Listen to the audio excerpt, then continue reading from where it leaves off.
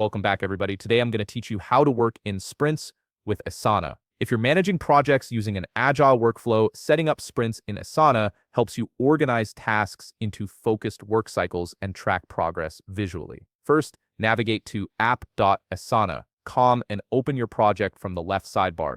Once you're in your project, look at the top of the page where you'll see your view tabs. Click the plus button next to these tabs to add a new view. From the menu that appears, select Board. This creates the visual board layout you'll need for sprint management. Now, review your current columns. You might already have sections like planning, dev, or launch, but for sprint work, you'll want to structure things differently. Click plus add section at the far right to create new columns. Name these sections to reflect your sprint stages.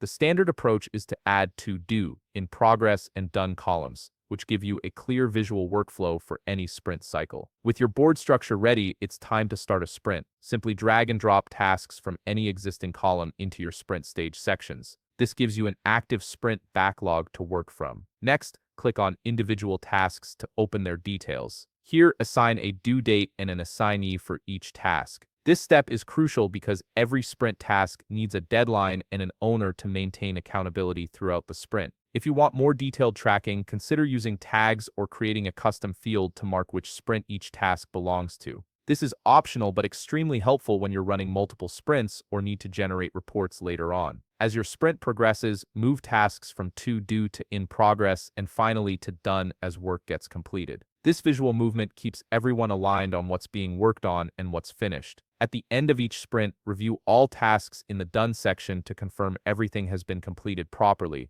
For ongoing sprint cycles, continue this same process. Assign new tasks, update their status, and move them through your workflow columns. To make tracking even easier, use the filter and sort options at the top of the board. These tools let you quickly check progress, filter by assignee, or sort by due date to identify any bottlenecks. If you found this video helpful, please leave a like, subscribe, and see you in the next video.